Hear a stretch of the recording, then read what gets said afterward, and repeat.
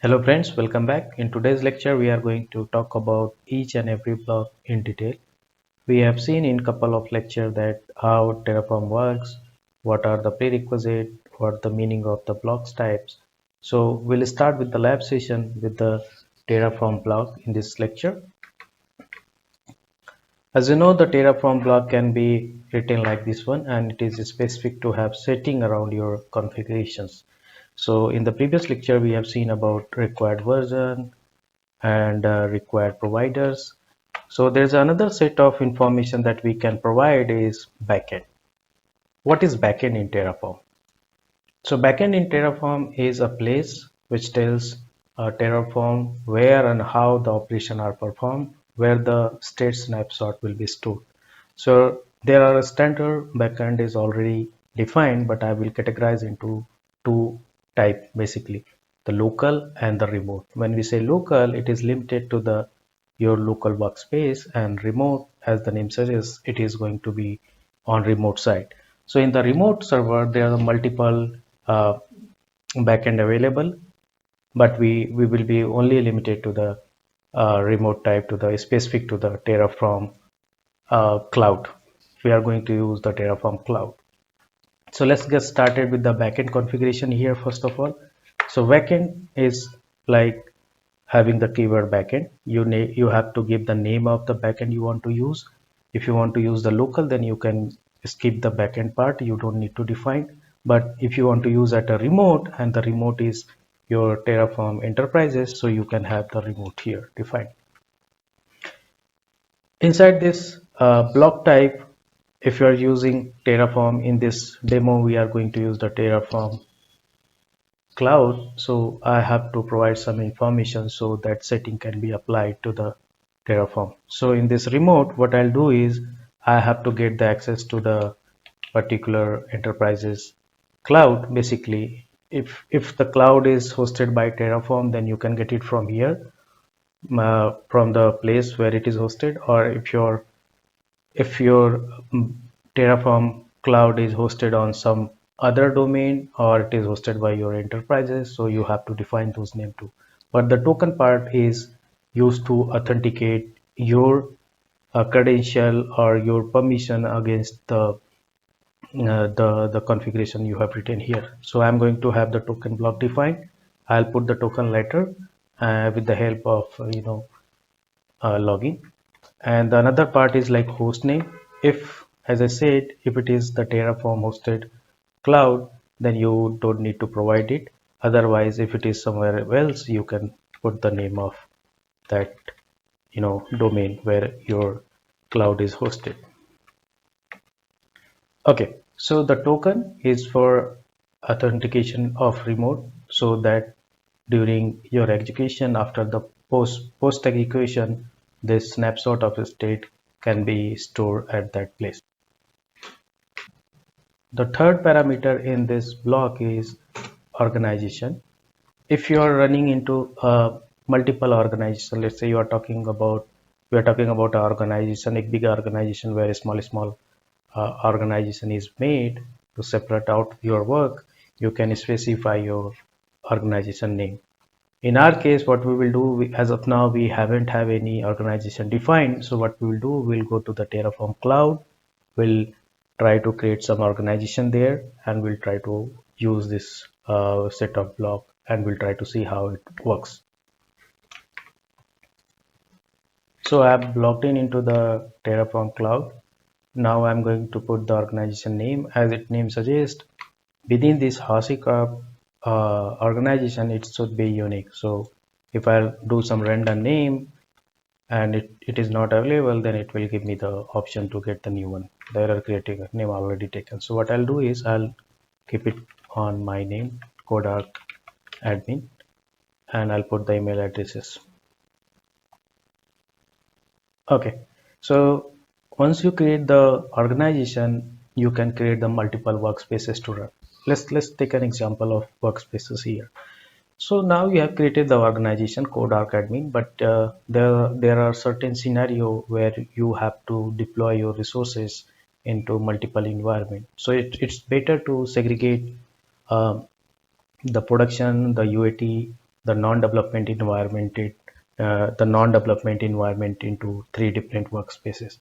So I'll create one workspace manually, and going forward we will see how we can leverage the provider API to create the Terraform workspaces organization going forward. But as a base, you have to create at least one organization and one workspace, so you can manage all the scripts related to the admin side, or you can have the administrator power over all the codes.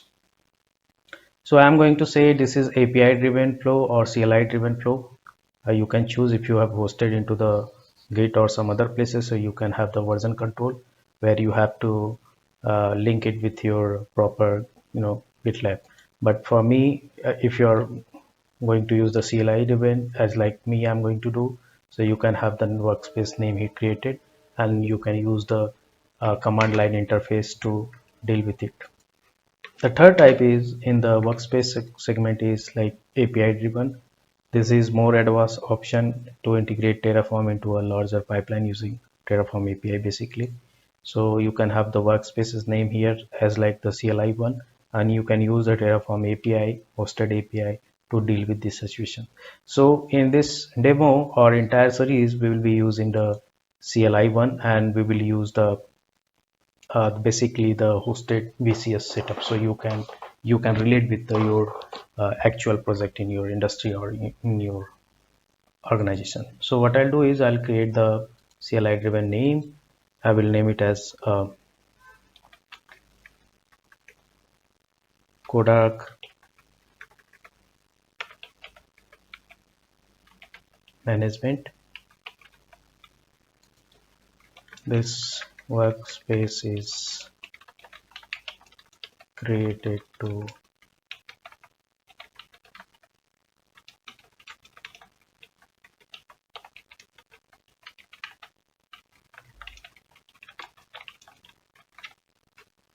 I've created the workspace now.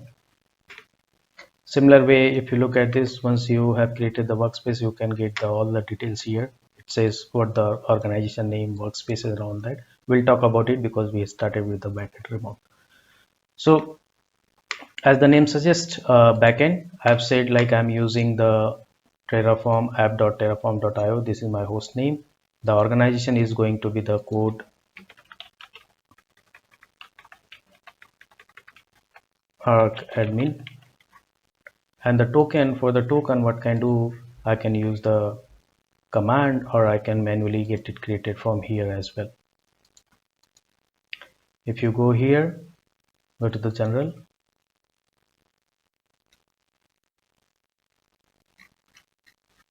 go to the, actually this is the right place, this is the specific to the workspace. Go to the user setting, basically click on this link, go to the user setting.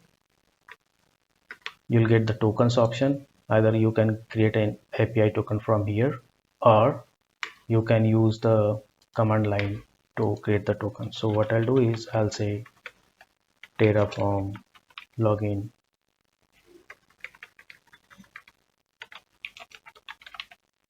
and it will redirect me to the place. So it opens a window. You can put the description to identify it later. Created token from CLI, create API token, and the token has been created. You can copy it here as the message suggested. Once it is lost, you cannot recover it. You have to get the new token created. What I'll do is, now I have copied the token, and I'll go and I'll paste it here. Okay. So now my token and everything has been created. I have a proper token, so I can log in here as well, or I can paste the token here. I'll tell you the standard way to do it, but as of now, for the sake of simplicity, we'll have the token defined here. I said I need the AWS, but this is not required as of now, but we can have the information defined here, 350.0, and the Terraform version has to be 0.0.0. Okay, so what I'll do is I'll run Terraform init to make sure everything is working or not. Okay, so what is complaining about? It is saying you are using remote and you are, since you have defined the token, since you have defined the organization, so you have to define the workspace name. So how we can do that? There's an additional parameter called workspace. You can have the name code arc management.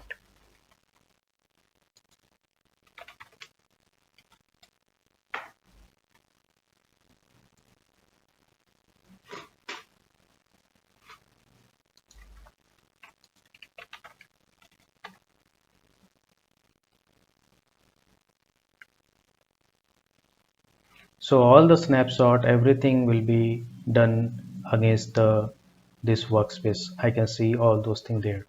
So what is saying, pre-existing stage was found while migrated to the previous local backend to the newly configured repo. Do you want to copy that to the state? Because it says we ran some, in the previous lecture, we ran some commands and we saw that this TF state got created. So there's a one way, either we can upload it this way or we can use the different command to upload it manually later. So as of now, I'm going to use yes. So what will happen? It will upload the state here. So what I'll go to the organization. Let me refresh the page.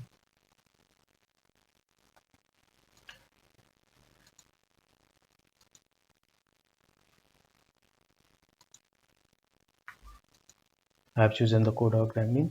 This is my new workspace. If I click here, I'll get a state tab. If you click state tab, then you get a few seconds again. This is the API that new state was uploaded.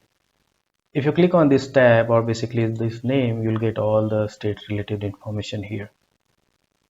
So what we had done in the previous lecture, we created archive file. So it is having all the information about it.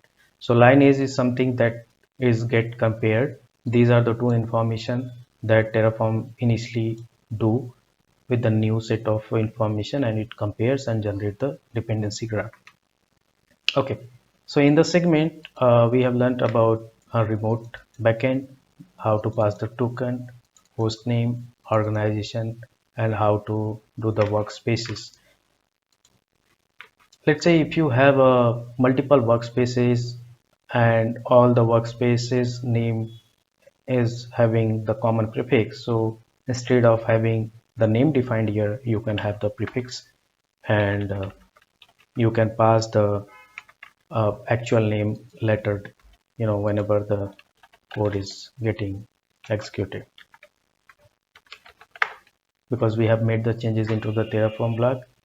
So it says initial migration start. So what we'll do, we'll say Terraform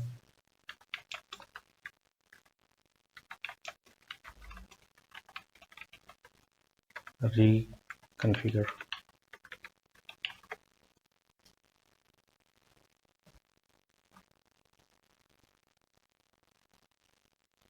Now it is asking about what workspaces you wanted to deal with. As of now, in my case, I have one uh, workspace, so I'm getting the one list. So either you can have the management name here, so all the changes will be defined here. Input not a valid, actually the number has to be given.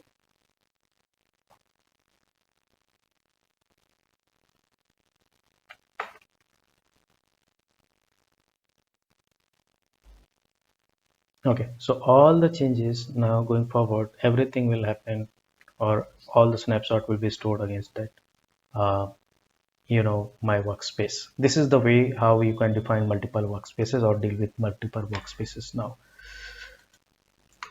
So what I'll do is I'll create a new workspace the same way, CLI driven. Now I'll name it as a code arc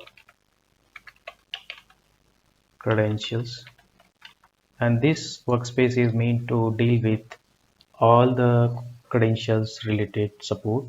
Like, we'll see it later how we can either deal with the help of provider, or you can go into the cloud, and you can do it manually. But in the certain situation, if you don't have access and you want your configuration to be at place, so that can be automatically uh, generate all the settings for you. And the advantage of having code is you can just reusability purpose, you can define it once and use it multiple places. So I'll name it as a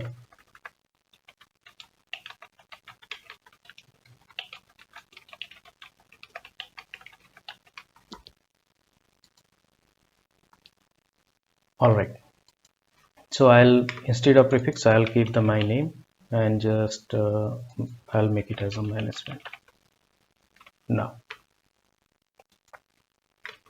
another way of having token defined is the configuration file. So we can get the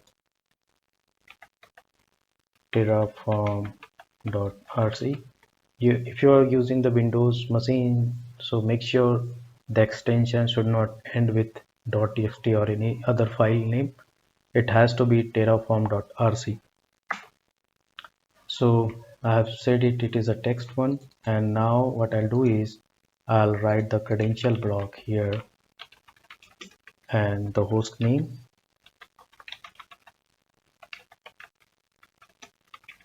and I can copy the same set of token from here to there.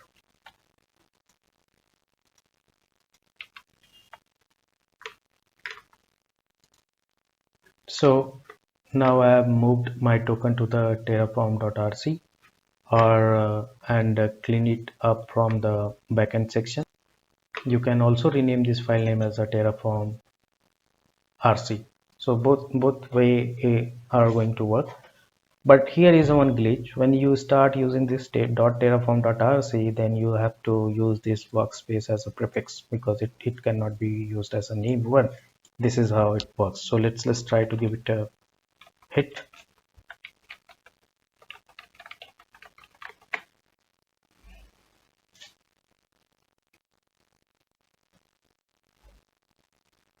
Okay, workspaces is not supported because it means it's looking for the prefix.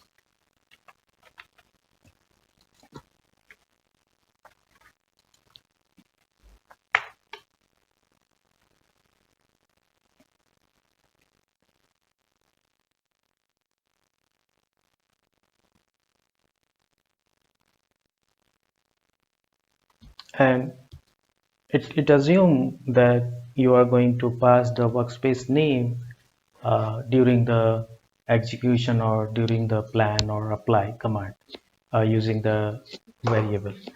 So this is how you can set up the Terraform in the better way, but there's a move the workspaces to some configuration file. For the configuration file, what you can do is I can create one file name as a config.scl, and the name must be ending with the scl. And here I can say workspace. So better let's try to rename this to a better way, backend.scl. And what I'll do is I'll try to move all the backend related stuff here.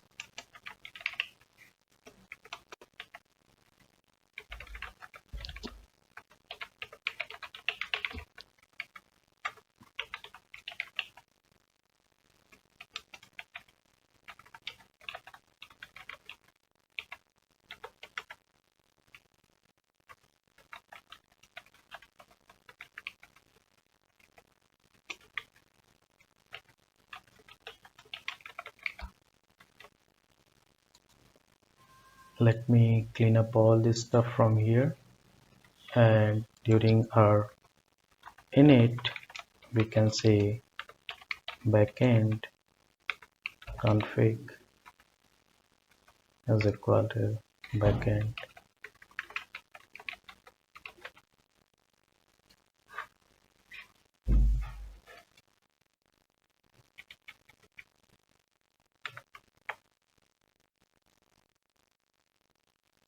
so you need, it needs to be reconfigure, so we can say reconfigure.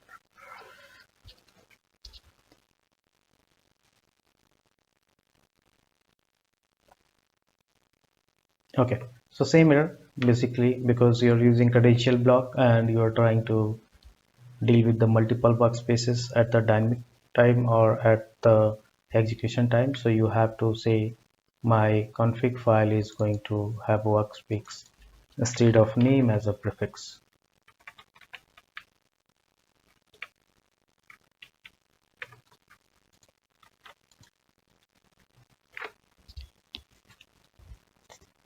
So this is the way where enterprises deal with the Jenkins or other automation tool to integrate Terraform to run their automated tasks. So this way you can also design pipeline to integrate your Terraform with your Jenkins pipeline to deal with uh, this workspaces, host name and organizations. That is all for today. Thanks for your time. Have a good day.